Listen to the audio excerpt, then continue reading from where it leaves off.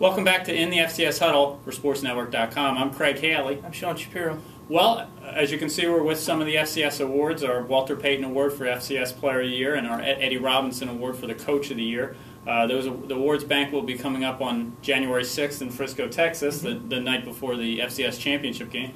But before we get to that championship game, we have two FCS Semifinals to determine the matchup. That's this weekend. Friday night we have Montana, the 4th seed, going to top-seeded Sam Houston State. On Saturday, we have 3rd-seeded Georgia Southern going to North Dakota State. Sean, why don't you go through the first matchup on Friday night? Yeah, well, first off, it looks like the committee got it right by their seeding. I mean, 1 through 4 are left. 5, the 5th seed Northern Iowa made it as far as they would have expected by seed play and lost to the 4th seed. So, and the home teams are 12 and 4 right now, which is pretty impressive compared to last year. What was it, 7 and 9 at this point? Yeah, total reversal. You're right. So obviously, home teams have been taking advantage of those crowds, and maybe that continues this weekend. We'll see. Friday night, obviously, the number 1 seed Sam Houston State hosts Montana. And that's going to be a game where speed is going to be key there. Sure. I actually got off the phone a little bit ago with Coach Robin Pflugrad, and he was joking around saying that there's no one in Missoula on the football team or even in the entire town fast enough to help them get ready for the Sam Houston State team. Sam Houston State runs that wild Bearcat with Richard Sincere, who had a great game against Montana State last week. And I think it was 11 carries, 160 yards. I mean, that's fantastic for only 11 carries. And, of course, they have Tim Flanders, the Player of the Year in the Southland, and he didn't even do much in that game. So you can just imagine the type of offense they have once he is clicking with that.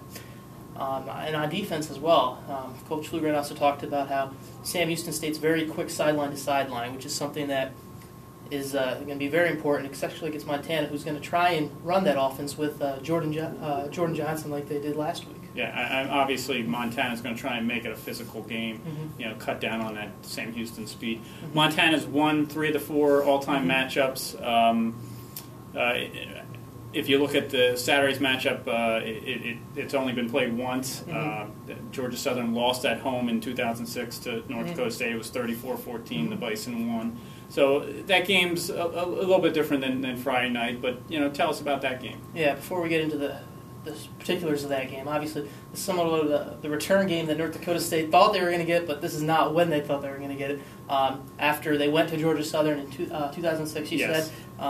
North Dakota State thought the return trip would be this year, but it was canceled. It was opted out of by Georgia Southern, I believe, for playing at Alabama, if I remember correctly. And so I guess it was still set up. It was still meant to be. So going to the Fargo Dome, though, that's going to be tough for any team. And Georgia Southern is a team that real physical. North Dakota State team also real physical. So we're 2 big physical teams in front of a loud crowd. Going to be one of those classic football atmospheres if you think about it. Obviously, you think Georgia Southern, you think triple option. Sure. It's you can't ignore that. Jay Beauchamp runs that offense very well, makes smart decisions, hands the ball off to Dominique Swope, who's been the go-to guy as lately, and he's only been the guy for about 3 or 4 weeks now. It's incredible to think about how that option just mixes pieces in and out. And then you look at North Dakota State, and you said they're a big line. Their line's going to be key in this game. Yes. Yeah. I mean, obviously, if there's a connection between the 2 games, it's both teams have speed. I mean, Montana will try and make their game a little more physical, but the other 3 teams just go up and down the field, at will. Tell us, who were the picks in these games? I'm going to go with Sam Houston State. I'm going to go with the top seed. I think just that speed is going to be tough to match. It's Montana State could score. I think Montana will be able to score and get points, but it's going to be hard to keep up with Sam Houston State. It's a team that they've got Brian Bell comes in and runs that offense well. He doesn't get asked to throw often, but when he does, he's good at using play action. He's good at finding open receivers, and they got that change of pace guy, Sincere, who comes in and he just torches teams on the run. So it's a thing where I think Sam Houston is too quick for this game. Sure. Georgia Southern obviously has the tradition. So does Montana. The other 2 teams are relatively newcomers on the semifinal and the national scene. So. Yeah, it looks like it's going to be a tremendous weekend of tight games.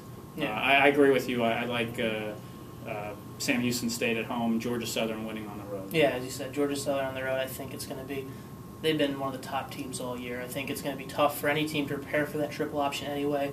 And North Dakota State's going to have to be able to play really physical to win this game. But I think Georgia Southern has that edge. I think they're so well-disciplined. I think it's something obviously they had a little bit of penalty problems last week, but historically they've been so well-disciplined this year. And I think that they're going to be able to win that game. Sure. Well, Sean, thank you for for the insight, and we'll be seeing you again before the championship game. Thanks for tuning in.